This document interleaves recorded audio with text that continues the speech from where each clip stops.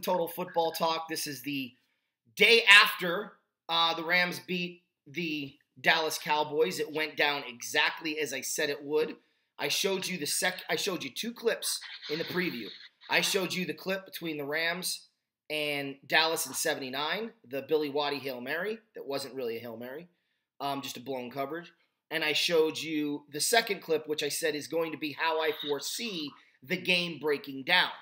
And hopefully you got the message there that the Rams are going to play good defense and run the ball. Well, that's exactly what they did. They played good defense and they ran the ball. I was sarcastically telling people that I don't know how the Rams are going to get a single yard, let alone a first down against that defense. I mean, if you'd listen to the experts, Dallas was just so wonderful.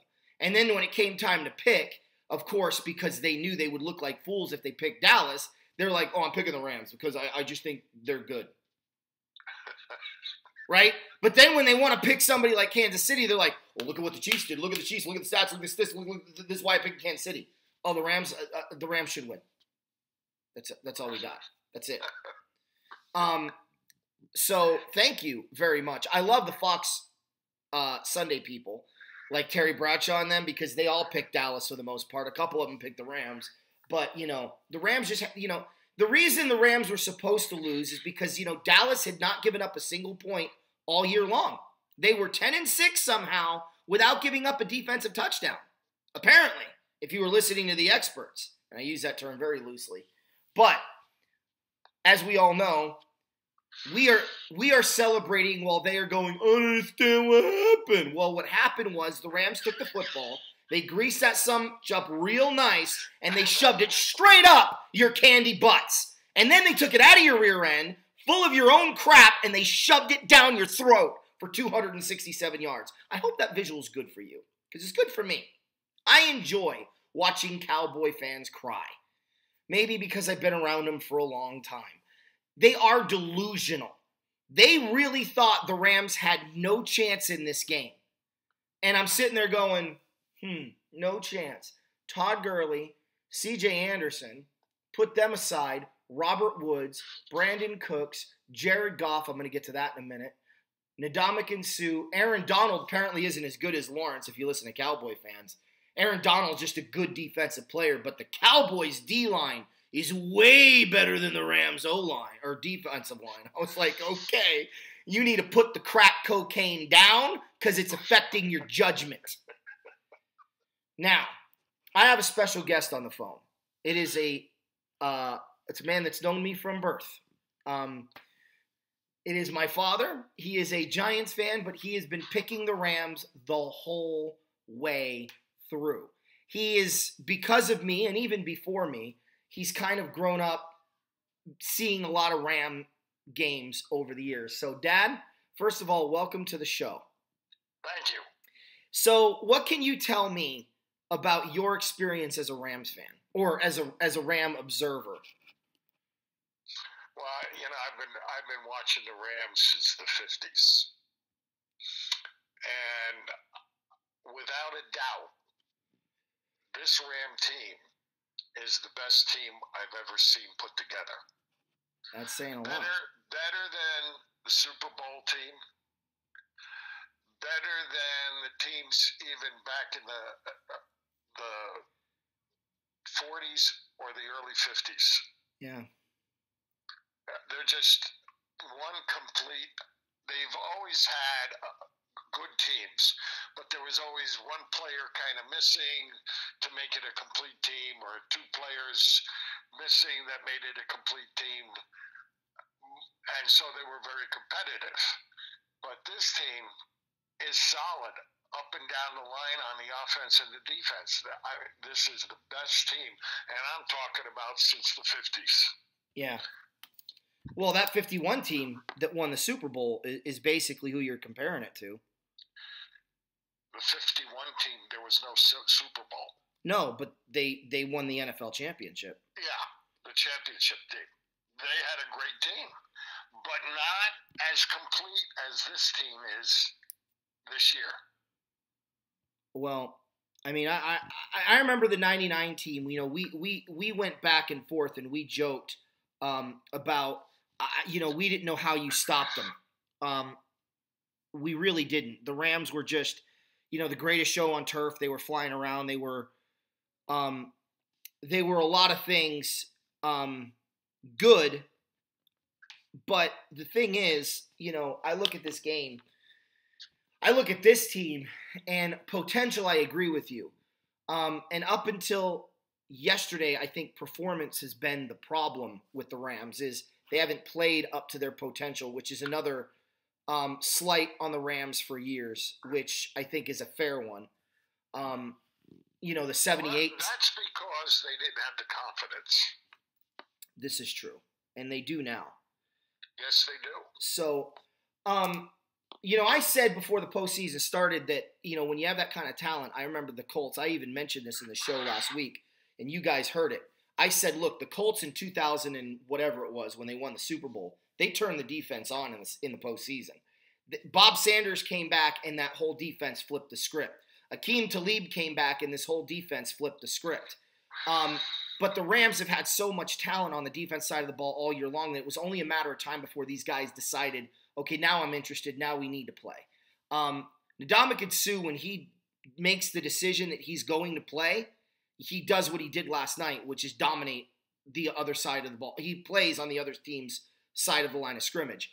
Aaron Donald is the greatest defensive player to ever don a Ram uniform, and that's saying a lot when you've got Deacon Jones, you've got Merlin Olsen, you've got Jack Youngblood, you've got Jerry Gray, you've got, Kevin Green. That's a lot of praise, but Dad, I don't think I'm far off in saying that. Am I right to say Aaron Donald is the greatest Ram to ever don the uniform?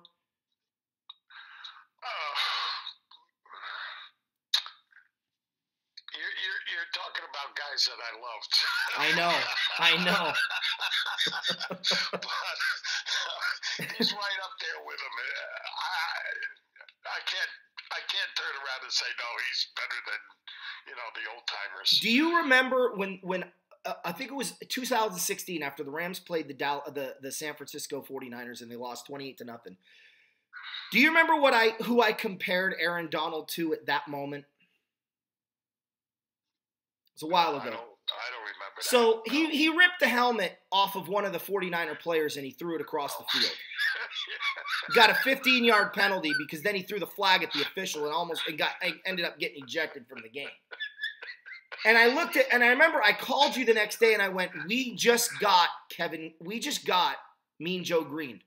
Yeah, that's true. I do remember that now that you reminded me.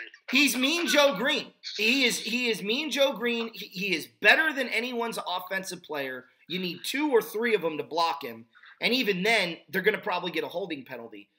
He shows up on film, and he shows up in the game in ways that don't necessarily show up in the stat book. A key holding penalty that put Dallas out of field goal range. A couple of hurries where Dak Prescott was uncomfortable all day long in the pocket. He had a couple of tackle for losses, one big tackle for loss on first down that completely took Dallas out of the running game the rest of the drive. That's what Aaron Donald does, and it's a lot like what Mean Joe Green did. I'm waiting for Ndamukong Suh to start playing like L.C. Greenwood, because once that happens, I love Dante Fowler. I think that is the most underrated pickup of the midseason trade of the year. No one's talking about the impact that Fowler's made, and he had a hit. Did you watch the game? No. He had a hit, Dad. He hit Ezekiel Elliott, and Ezekiel Elliott went from going forward at full speed to sideways. It was beautiful, and it was early in the game, and it made me get up out of my seat, and I was like, oh! I mean, I knew the Rams were going to win this game. I had no doubt in my mind. I didn't know if it was going to be close or if it was going to be a blowout. I didn't like that it was close, so I was uncomfortable. But the outcome was never in doubt for me. I know other people might have been a little bit more nervous, but it's not arrogance. It's the same confidence I had with the team in '99. And you remember, I wasn't worried about the Vikings, and I had heard, the Rams have only beaten the Vikings once in the postseason. They're horrible against Minnesota, and the Vikings have all these weapons, and the Rams can't stop them. Well, I knew the Vikings couldn't stop us. And we ended up winning that game 49-37. We played Tampa. I wasn't worried because I knew that quarterback wasn't good enough to beat us. Now, he damn near was. And that defense was good enough to win a game by itself almost, and I should have seen that coming because in 79 the Rams and Bucks had that epic 9-0 game. So why wouldn't this one be any different? 20 years later. The Super Bowl, I wasn't necessarily nervous until the Rams made me nervous. You ended up walking down the street. You only heard that the Rams won because I started screaming, "He's down, they got him, they got him." You have to understand, I have a love-hate relationship with the Rams. If I watch them, they lose. If I don't watch them, they win. So I don't watch them. Yeah, Dad, don't watch the championship game or the Super Bowl this year, please. I'm not watching them. I mean, historically, except when they play the Giants. I can watch them all I want, and the friggin', and these guys beat my Giants all the time. Every time. It's amazing. They own that series. It's so funny. Shut up. Although Barkley's a difference maker, we'll see what next year looks like. So. Oh yeah, I can tell you right now where the Giants are going to be next year. Same place they were this year. Last. They are terrible. Well, but. And until they start getting some defensive players and offensive line people, they're not going to go anywhere. Well, they have a coach, which is good, unlike the Redskins. They have a great coach, but they won't give him the quality players he needs. No, and the Redskins are a joke. The fact that they're keeping Gruden another year is just like, oh my God. So you may actually do better next year because I don't think the Redskins are getting out of the basement, especially with that coaching stuff. It's going to be a fight for the bottom. Okay, so Rams and Cowboys. This rivalry, I'm going to let you go after this. I just want you to chime in on this really quick. But the Rams and Cowboys have had quite the... Wait a minute. I want to say one thing. Go ahead. Okay? Mm-hmm. I've seen Dominican Sue ever since he was in Nebraska here. Mm-hmm. I watched him the whole 4 years. This guy has the potential to be the best ever to come out of college. Yeah. But they really gave him a bad rep when he got into the pros. He's a dirty player and all this kind of stuff. And I think that affected him mentally. I really do. I don't doubt it. And the thing that kills me is what we consider dirty today, it used to just be good football. If it wasn't for the pussification of America that's taken place over the last 20 years, I mean, it used to be football was a man's sport. You know, you showed up, you hit. Deacon Jones did all this stuff. stuff. My God. They made rules to stop him from doing what he was doing. You're supposed to play on defense. You're supposed to play through the echo of the whistle. Now, I love that when an offensive player does it, oh, they're gritty and nasty and dirty and a root hog and you love them. When a defensive player does it, he's dirty and he needs to be out of the game. It's like, okay, whatever. Take your tampons out, clean them, and throw them in the garbage. Don't reuse them. The only defensive player I ever thought should have been thrown out of the game and never allowed back in was, what's his name when he hit Darryl Stingley? Jack Tatum. And paralyzed him. Jack Tatum. He was a dirty player, period. Yeah. Even for those days. Yeah. Yeah, no, I hear you. Well, he wouldn't have lasted a year and a half in today's football. But he wouldn't have lasted a season. No.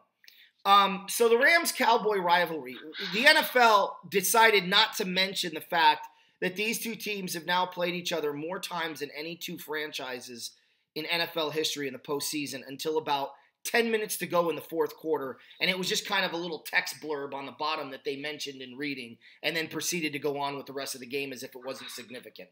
I talked about it on my show. This is, in my opinion, this is the greatest non-conference rivalry in professional football. It's better than the Steelers and Raiders. It's better than the Bears and Giants.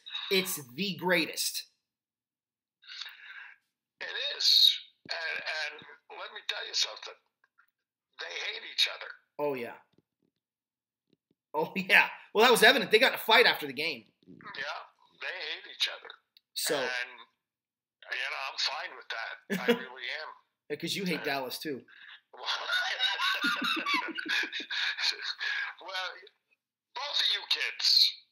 Yeah. Your brother and you. Really aggravated me. I'd say something else, but we're on. We're on the radio. Here I am, a Giant fan, and you guys turn around. One goes with Dallas, one goes with the Rams. I like to slap the both of you. Well, and Doug, I told this story. Doug was a Rams fan for a while. Yeah. And then after the 76 season, when they lost to the Vikings, he got so disgusted that he decided to root for Dallas. And that was the year they got Tony Dorsett and went to the Super Bowl. Yeah. And then he never left Dallas's side ever since. So, you know, my son likes the friggin' Bengals. How do you think I feel? Where do you get the Bengals from? I guess. And it's funny because people are like, oh, he'll grow out of it. I'm like, dude, I was his age when I started rooting for the Rams. And he likes the Bengals for the same reason I like the Rams. The uniforms and one of the players on their team. So I don't know. He really likes Mixon, the running back. Well, he's a good ball player. He is a good ball player, and he pretends to run like him, too. It's funny. It's the funniest thing ever. It's me all over again. It's a spit in the wind, man. All I can say is thank you, God.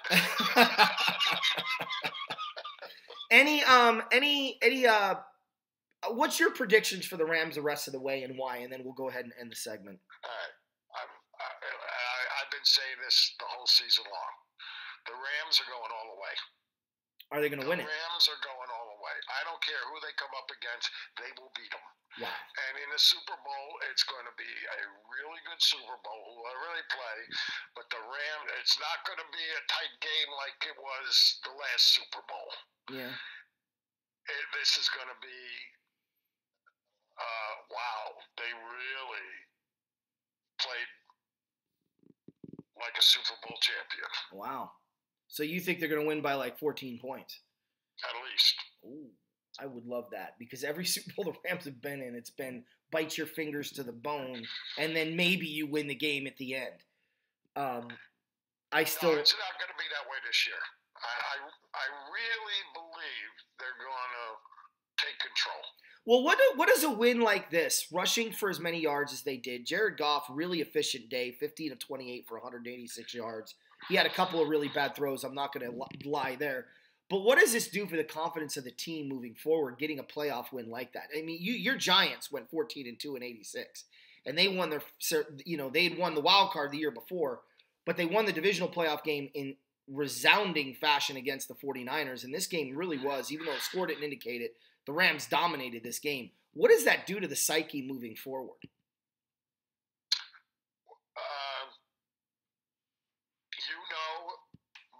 Being a football player yourself, mm-hmm. and I played that 1 year. And you played baseball, so it's similar in baseball. I played baseball, yeah. And you get a big win like that, your whole attitude, your mental thinking is, hey, we could win this. Yeah. We could win it. We're good enough. And this should give them the impetus to go all the way. Yeah. They should. I think this will make them realize that we're a damn good team, and the hell with what everybody's saying. We're going to win this thing. Yeah.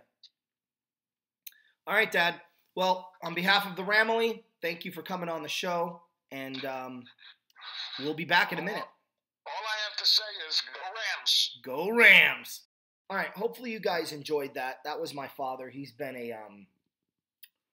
a Ram fan for, not a Ram fan, but a Ram follower for a long time, and he's seen a lot of great teams. And he said about 5-6 weeks into the season when the Rams went 6-0, he said that this was the best Ram team he's ever seen. That's saying a lot considering he's seen a lot of football. Certainly talent-wise, I tend to agree with him. A couple things that I want to make note here. Mahomes and Jared Goff, the comparisons I'm going to be using throughout the postseason as long as they're in the playoffs together. Mahomes went 27-41, 278 yards, had a couple of throws that looked really, really bad. But the Chiefs, they decided that they were going to win or lose the game with Patrick Mahomes at the helms. And even though they ran the ball really well, and they did, and I got to give Eric credit, and I will when we do the review show, that he gave, and this Williams guy was somebody that the Colts should be concerned about, and they ran the ball effectively. They still rely a lot more on Mahomes than the Rams did on Jared Goff. Now, Jared Goff went 15 of 28 for 186 yards. He had two throws, And unfortunately, they were back-to-back throws on second and third down that were really, really bad. There's no sugarcoating it. It was 19 miles over the head of the wide receiver. Jared is one of those players I'm really excited to see next year, because this is a guy that takes his craft very seriously. He doesn't care if he gets credit, but he does care that his game looks a certain way. And I have no doubt that he's going to come back even better next year. I hope this win gives him confidence moving forward. Jared Goff looked very confident in the first quarter. Even though the Rams were trailing, he looked very, very in control and very confident. The third quarter, when Dallas made it 23-15, he started to look a little wavery, which made me upset. I expected more from Jared than that. But the fourth quarter, I got to give credit where credit's due. He makes a couple of really good throws to sustain drives. One of them ends in a touchdown. One of them ends the game. He runs the ball. He makes the right decision. I hope that this game he kind of goes, okay, you know what? I'm good. I've got this. We'll see. The NFC Championship game is what is next for the Los Angeles Rams. And when I posted that video and I did my critique on the Rams, and I told you guys what the Rams were going to do and why the Rams were going to win the game, I wasn't joking.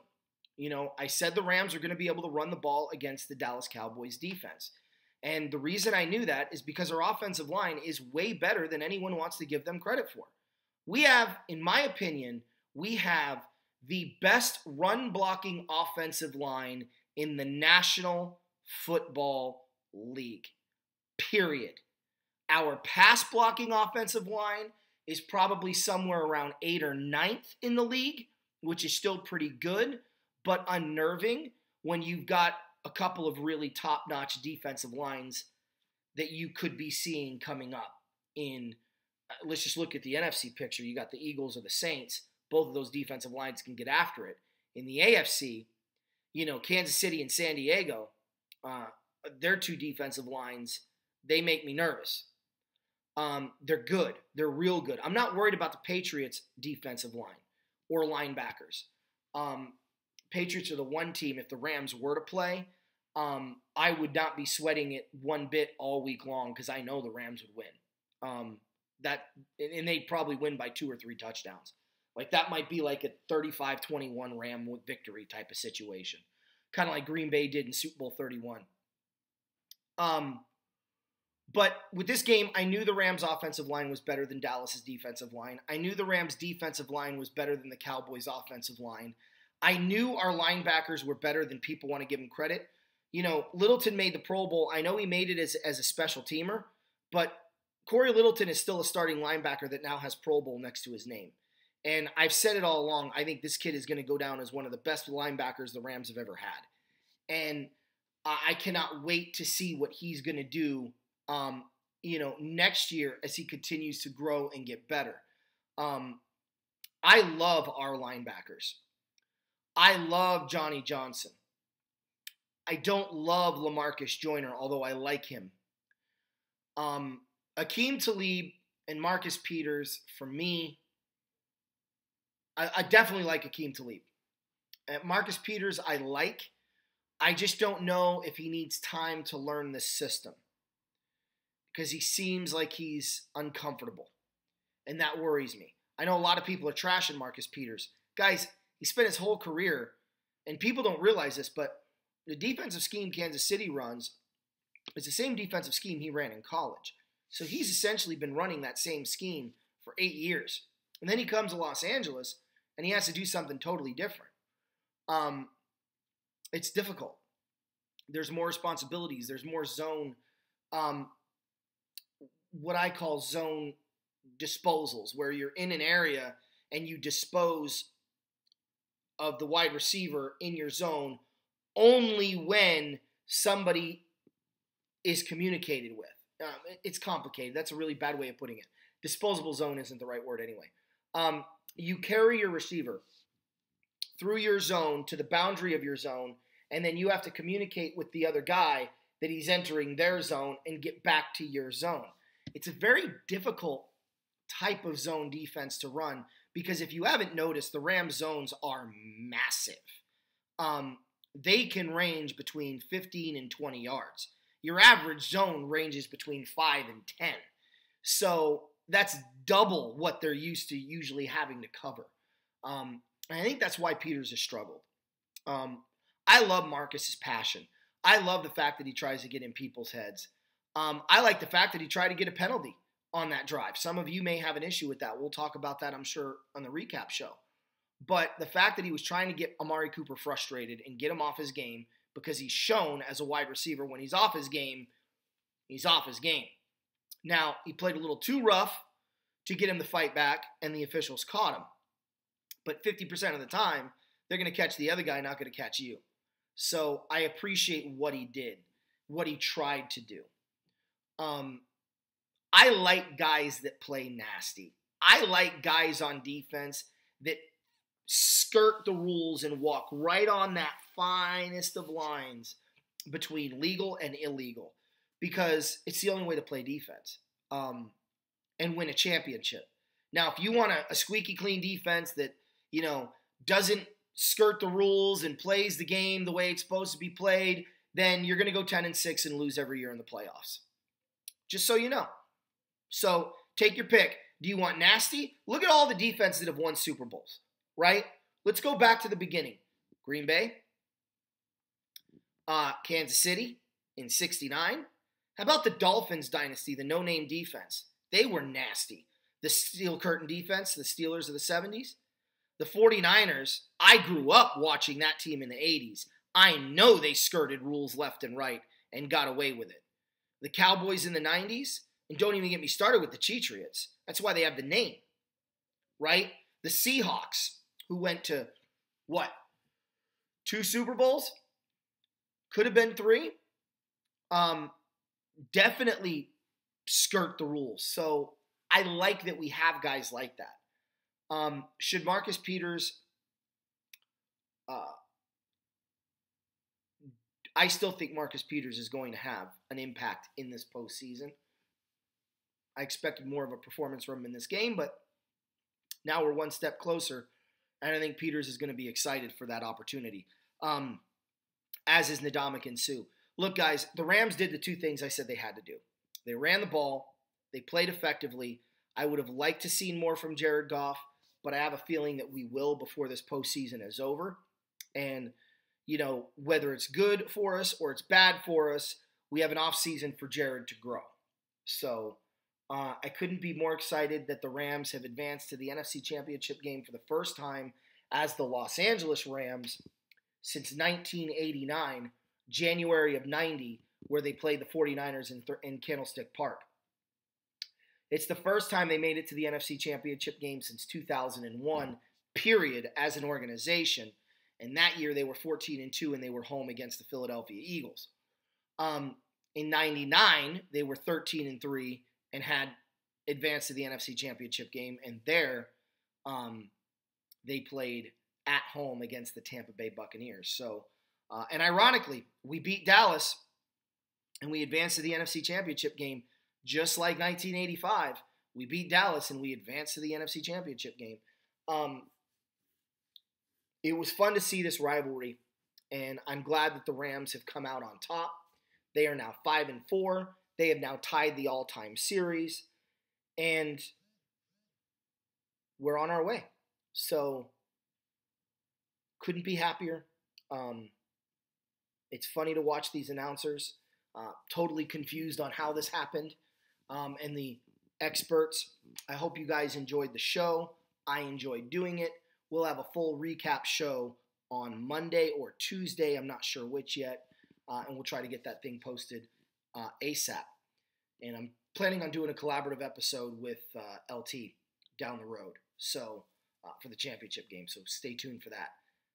Go Rams! And horns up, baby. Horns up.